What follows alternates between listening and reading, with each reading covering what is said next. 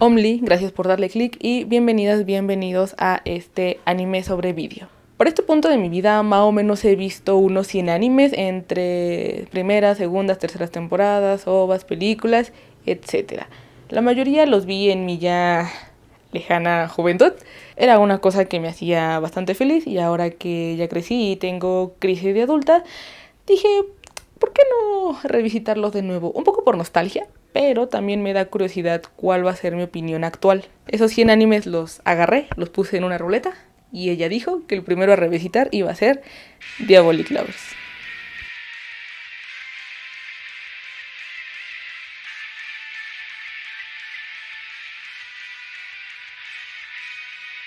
Diabolic Lovers es un anime de 2 temporadas. La primera tiene un recap y hay un OVA que medio conecta la primera y la segunda temporada. La primera salió en 2013 y la segunda en 2015. Ambas tienen 2 episodios y estuvieron a cargo del estudio de animación Sex.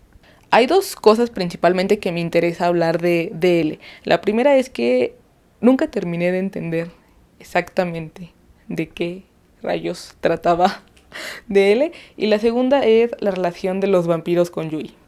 La sinopsis de My Anime List dice que, a instancias de su padre, Yui Komori se va a vivir a una mansión aislada, hogar de los 6 hermanos Sakamaki, Shu, Reiji, Ayato, Kanato, Laito y Subaru, una familia de vampiros. Aunque al principio los hermanos están confundidos en cuanto a por qué ha llegado la niña, pronto se dan cuenta de que ella va a ser su nueva novia sacrificial, sin mencionar sus otras intenciones más carnales para ella. Después de conocer a los hermanos, Yui rápidamente comienza a preguntarse por qué su padre la habría enviado aquí y por qué siente un dolor nuevo y extraño en el pecho.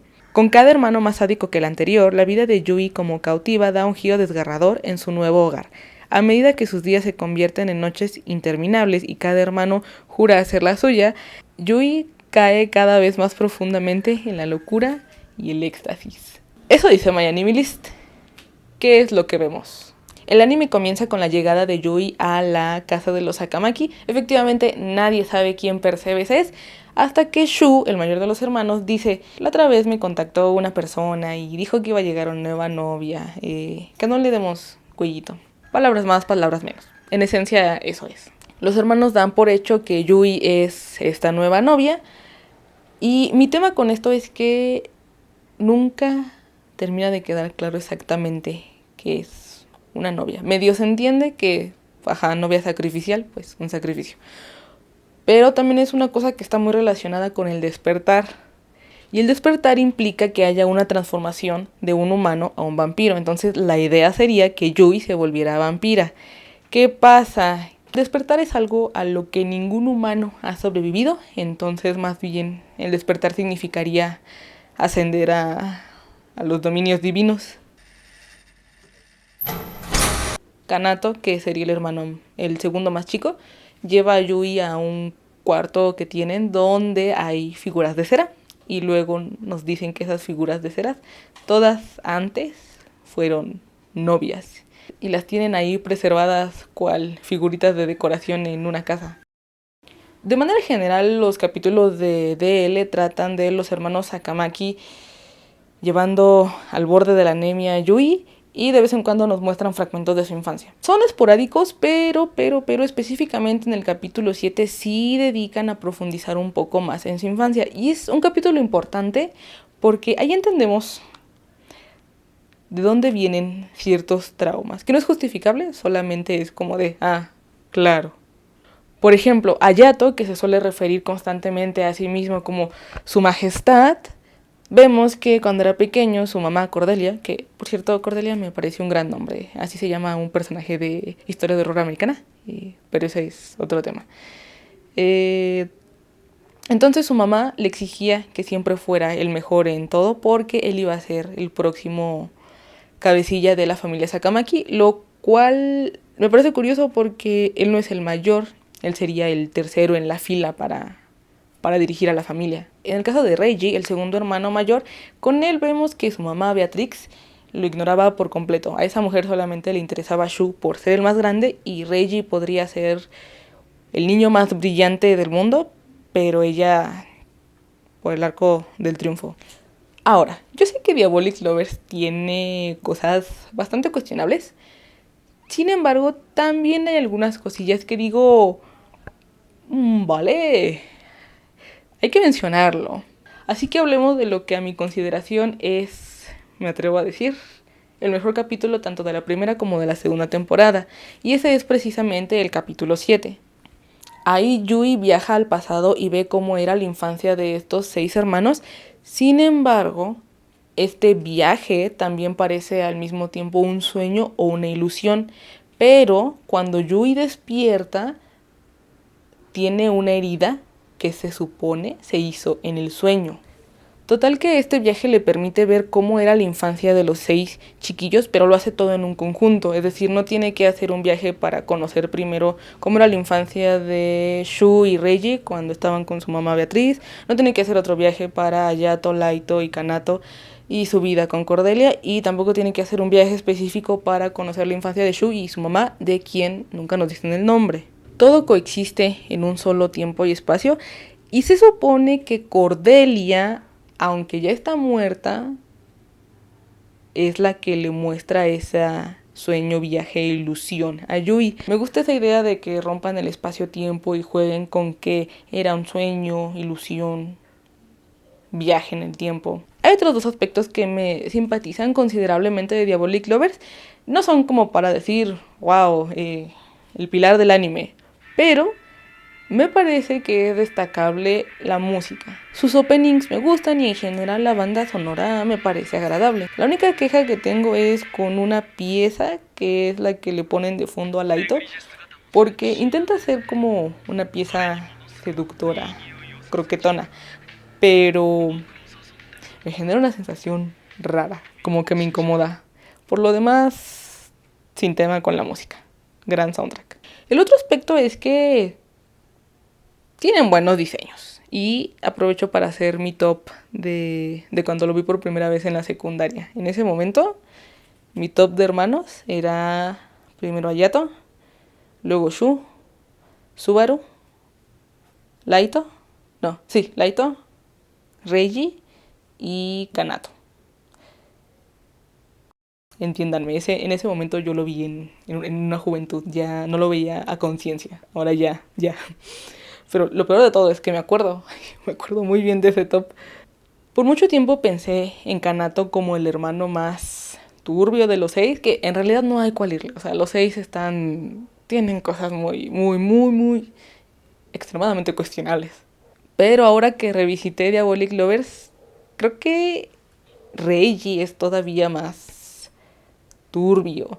Y es que lo que sucede con este personaje es que se presenta como alguien que constantemente está hablando de los buenos modales, de la disciplina, viste de traje, tiene sus guantecitos. Es el que dirige la casa porque el hermano mayor, que es Shu, se la pasa durmiendo todo el tiempo en todos lados. O sea, en la escuela tú lo ves en el salón, en los pasillos, en cualquier lugar está durmiendo.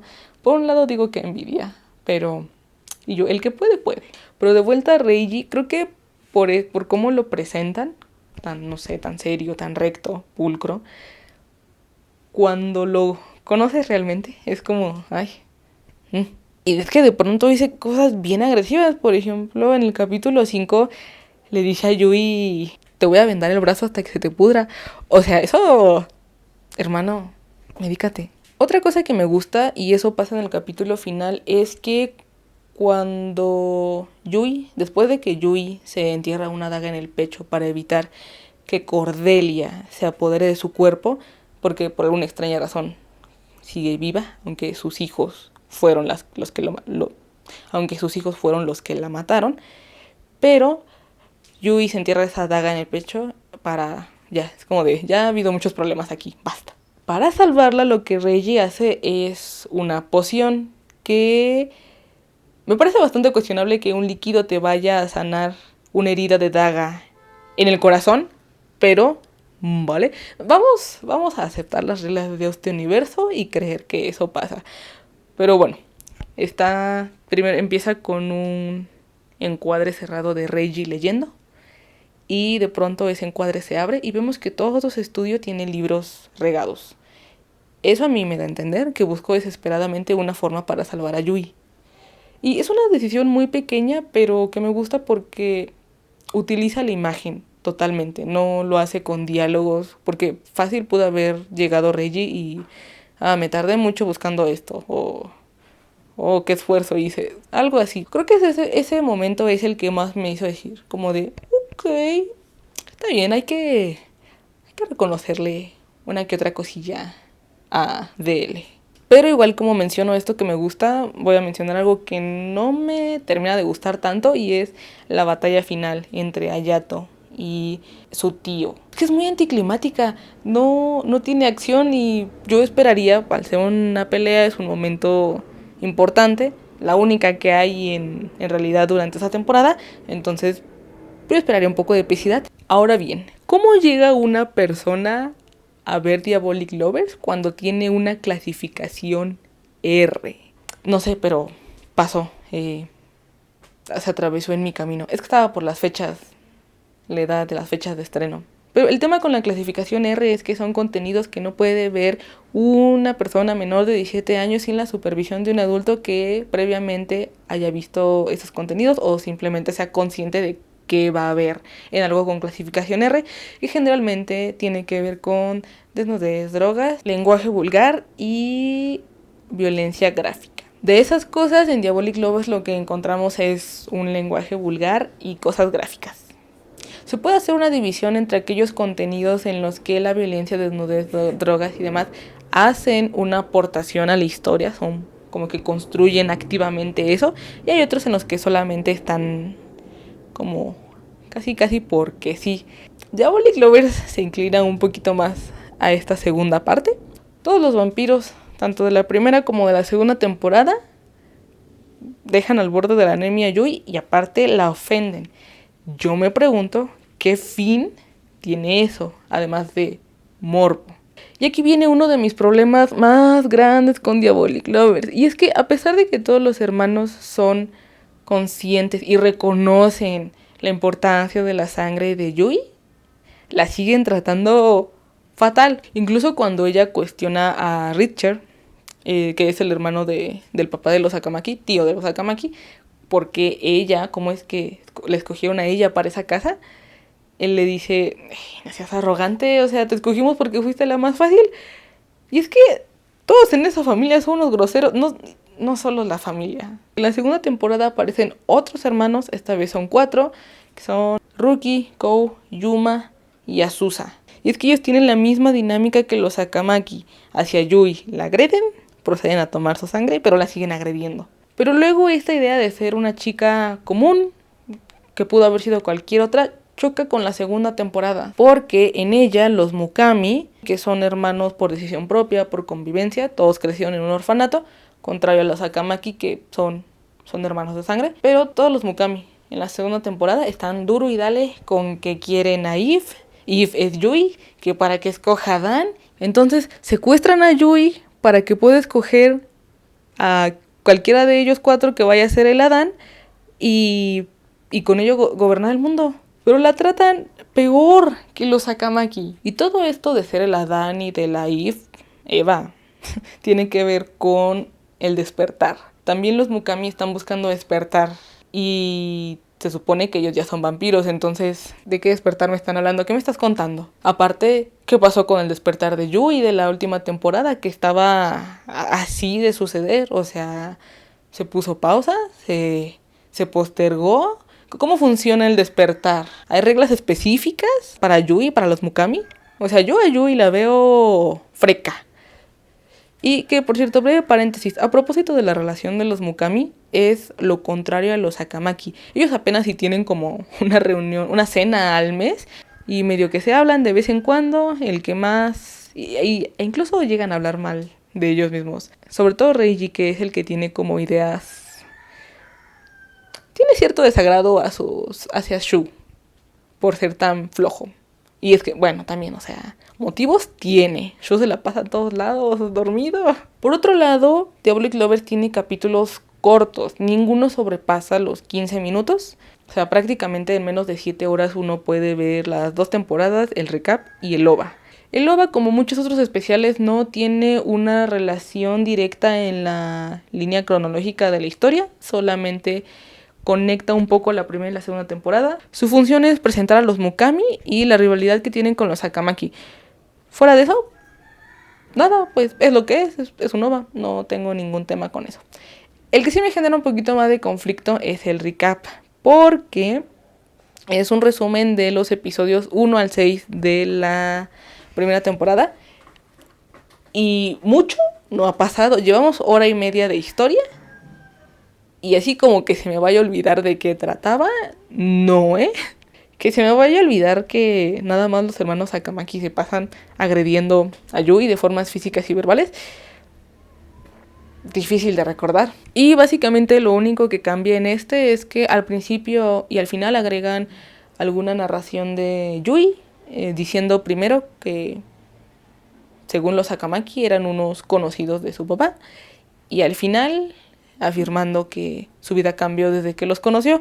O sea, son cosas que no aportan realmente, o sea, no de manera significativa. Fuera de eso, los 10 minutos ahí son de los hermanos molestando a la niña. Una cosa que no me había pasado antes, y no sé por qué ahora con Diabolic Lovers, es que no había pensado en las mordidas de los vampiros.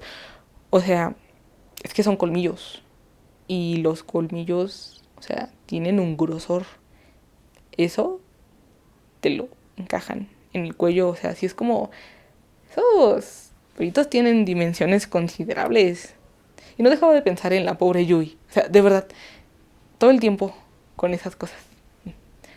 Y también una cosa que, después de que me di cuenta de eso, que ya no me dejaba ver con tranquilidad el anime, es el sonido que le ponen cuando la muerden. Porque es un sonido un poco fuerte, suena como cuando muerdes una manzana, es un sonido fuerte, ¿no? En realidad cuando uno muerde la piel es suave. No suena, incluso cuando la muerdes muy fuerte no suena realmente. Entonces me daba más cosita ver y escuchar las mordidas que le hacían a Yui. De vuelta al tema, en la segunda temporada pasa algo similar a la primera, en el sentido de que no termina de quedar claro qué me están contando. Están con su rollo de Adán y Eva, es lo que pasa en la mayoría de los episodios, pero también introducen una tercera línea a la historia, y esa tiene que ver con hombres lobos, pero solamente la mencionan al inicio y casi al final. Fuera de ahí, nada.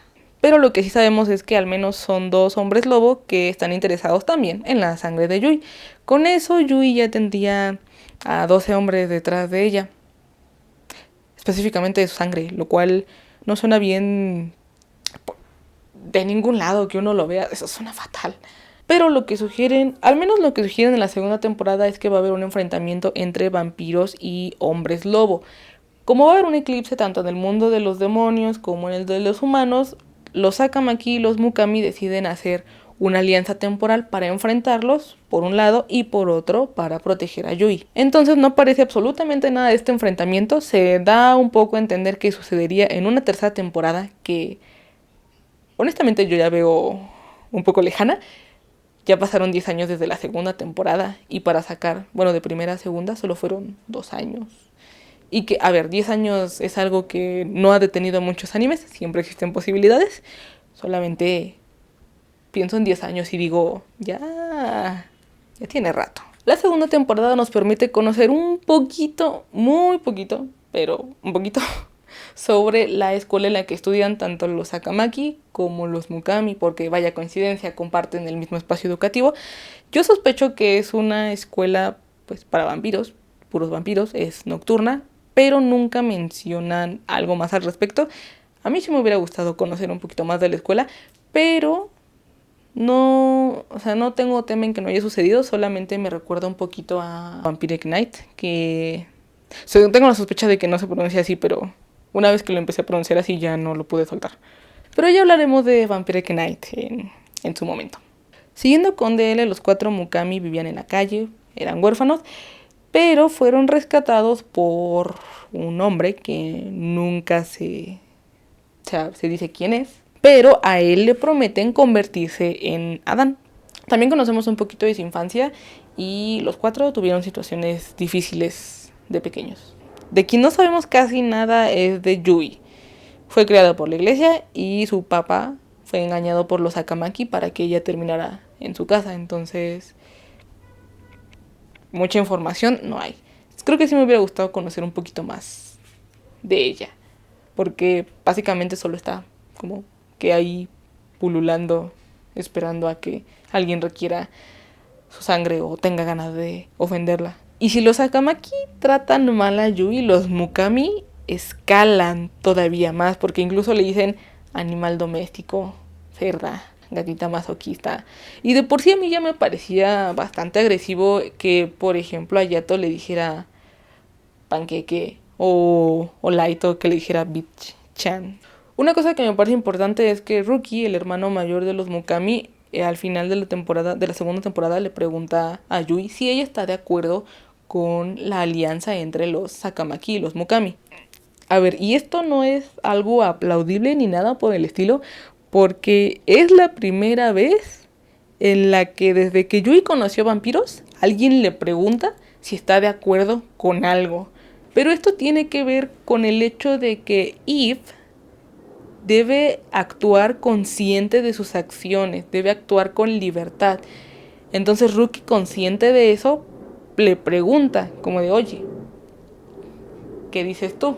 Digo que me parece importante, pero en un sentido grave, porque todo el tiempo los vampiros, el anime en general, solo se refieren a Yui como esta cosa existente a la que recurren cuando necesitan algo.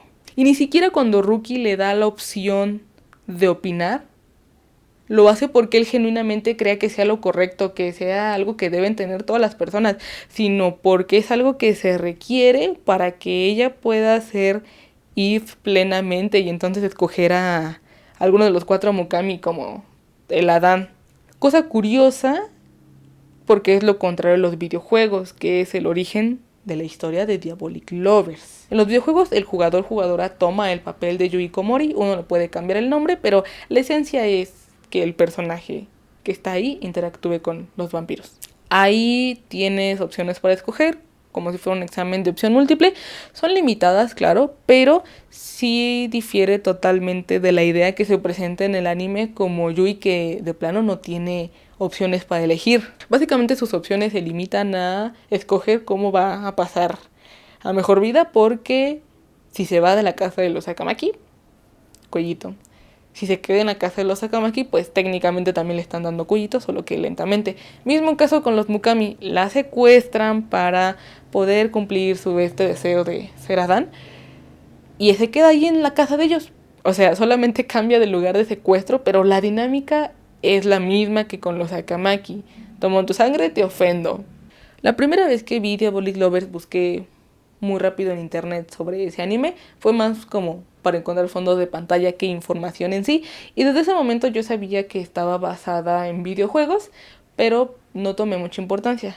Ahora que lo volví a ver, resulta que hay varios videojuegos y hay varios finales. Por ejemplo, hay uno en el que Shu se casa con Yui después de que enfrenta a su padre y él se vuelve la cabecilla de los Akamaki. Hay otro donde Hayato y Yui quedan juntos. Pero más allá de los finales que puede haber, encontré una cosa importante. Un hilo conductor de la historia. Algo que la hace tener sentido. Según San Google, Karl Heinz se casó primero con Cordelia, que no es cualquier señora, sino que es hija del señor de los demonios y tiene algo que llaman la sangre fundadora. Con ella tuvo 3 hijos, Hayato, Laito y Kanato. Antes de tener esos 3 hijos, tuvo otros 2 con Beatriz, que son Shu y Reiji. Eso más o menos se sabe en el anime, excepto lo de Cordelia. Hayato, Laito y Kanato mataron a su mamá, pero antes de que ella muriera, Richard, que es el hermano de Karl, salvó su corazón y lo implantó en Yui de bebé. ¿Cómo Percebes hizo eso? ¿Tiene algún sentido? No. Ya decidimos aceptar las reglas exóticas de este universo y ni modo. Y Yui fue criada por un sacerdote de la iglesia conocido de los Akamaki. ¿Cuándo sabemos algo de esto en el anime? ¿Cuándo mencionan esto? Con estos datos ahora sí la historia tiene sentido que Cordelia siga viva y tiene sentido que tenga interés por Yui. Y no solo interés, que tenga poder sobre Yui. Y Yui, al tener el corazón de Cordelia, también tiene la sangre fundadora, que es lo que necesitan los Mukami para convertirse en eso de la Dan. Por eso andan tras de Yui. Y supongo que por eso también los hombres lobo la quieren. Me iluminé, o sea, yo leí eso y me iluminé. Es una buena historia, o al menos me parece un universo interesante y coherente que no llevaron al anime. Hasta aquí mis comentarios de Diabolic Lovers, espero que este video les haya parecido interesante o en todo caso que les haya acompañado mientras hacían otras actividades. Muchas gracias por ver, nos sintonizamos en un próximo video, tomen agua y sean felices.